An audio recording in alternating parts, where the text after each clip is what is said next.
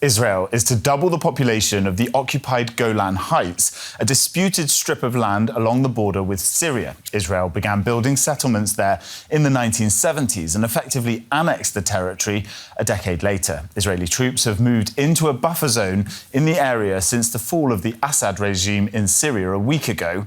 Israel has also stepped up attacks on Syrian military installations, saying the new rebel leaders in Damascus still pose a threat. Ships at Syria's Latakia port lie slumped in the water, destroyed by Israel's latest airstrikes.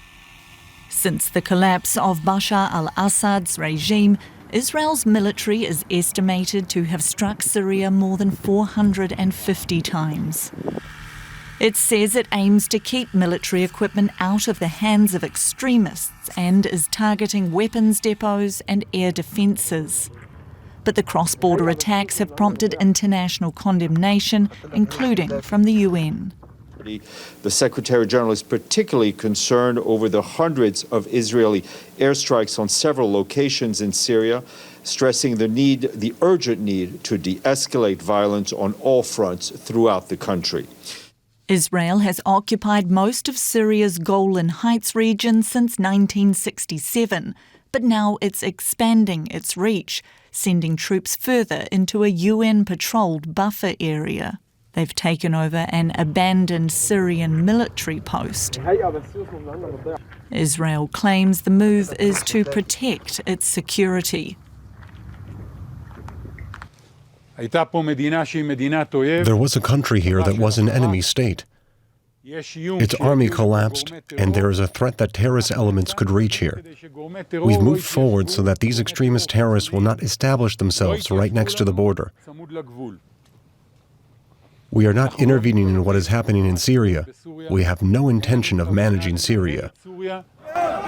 The rebel group Hayat Tahrir al-Sham, or HTS, which toppled Assad's regime, said on Saturday that Israel's advance, quote, threatens new and unjustified escalation in the region. But it added that the general exhaustion in Syria after years of war and conflict does not allow us to enter new conflicts.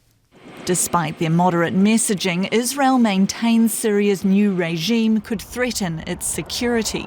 On Sunday, it announced plans to double the population in the occupied Golan Heights in what it says is a bid to strengthen the state of Israel. OK, Stephen Simon is with the Quincy Institute for Responsible Statecraft. He previously served on the National Security Council during the Clinton and Obama administrations. Thanks for joining us. To what extent is Israel exploiting the power switchover in Syria to its own advantage?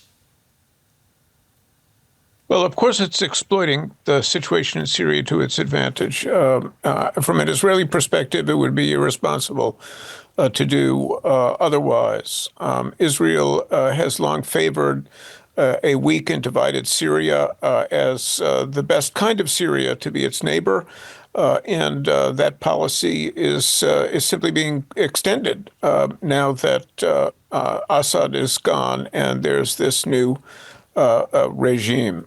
From an Israeli perspective, they want to be living next to, in effect, a demilitarized neighbor, which is why they've gone to such great lengths to destroy the endowment of weapons, especially heavy weapons and chemical weapons production facilities that the new regime inherited from the departing Assad regime. Yeah, in that context, Israel says it sees an increasing threat from Syria.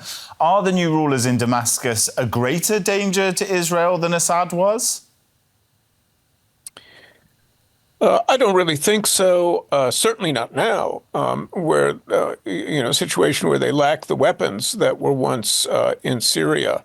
I think, al-sharaa, the guy who is now running Syria on behalf of HTS, Hayat Tahrir al-Sham, is quite right when he says that the Syrian people can't sustain another war. I mean, they've had it, and they're certainly not going to go to war against Israel at this stage. On the other hand, Israelis look at the very weakness of the new regime, and they ask themselves, well, suppose there are splinter groups, more radical jihadists or Islamists who really want to take on Israel and inflict some damage on it or draw Israeli blood.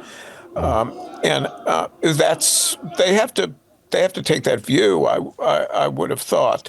So what they're doing right now is establishing a buffer zone or extending a buffer zone between Israel and Syria, in the hope that this will give them give Israel more strategic depth against these kinds of privatized threats. Yeah, what you're saying there is this is about trying to cut off Hezbollah from getting its supplies through Syria. Well, I think that's effectively done. I think what they're worried more about are Sunni extremists who want to attack Israel now that they've managed to seize Syria from Assad. I don't think that HTS itself, the group that is ruling Syria in the wake of Assad's departure, wants to do this. I very much doubt it. But I also question, and the Israelis probably question, the ability of the new government to control all of the forces that were part of the coalition they led to bring down Assad.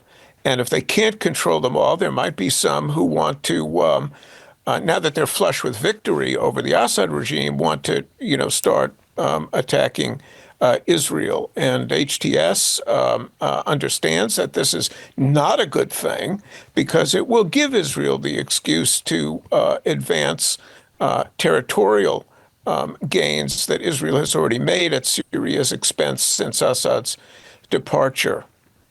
We know that the outgoing US government has been in direct contact with HTS in Syria. What do you know about whether Israel is also establishing some kind of line to them in Damascus?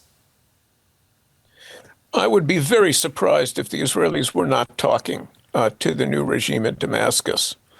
I think they each have a lot to discuss because they have to work out some ground rules to avoid any kind of escalation or attacks across the line against Israeli settlements in the Golan. So yes, I would have thought they're talking.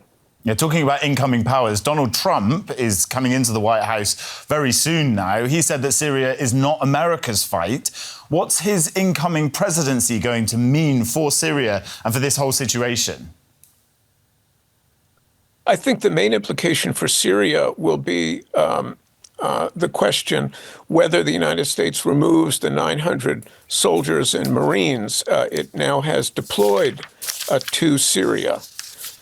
If Trump would like to remove them, and if they are removed, it will leave the Syrian Kurds, very exposed, and that will have a serious effect on the future of Syrian Kurds. So that's a key factor. But I think that's actually the main factor. Additionally, the United States actually controls Syrian oil resources, and it gives those oil resources to the Kurds. So if the U.S. left Syria, then it would mean that the new regime would have access to the revenue from its own oil, and that would redound to the benefit not just of the Syrian regime, but also the Syrian people who badly need that money. Stephen Simon of the Quincy Institute, thanks for being on DW.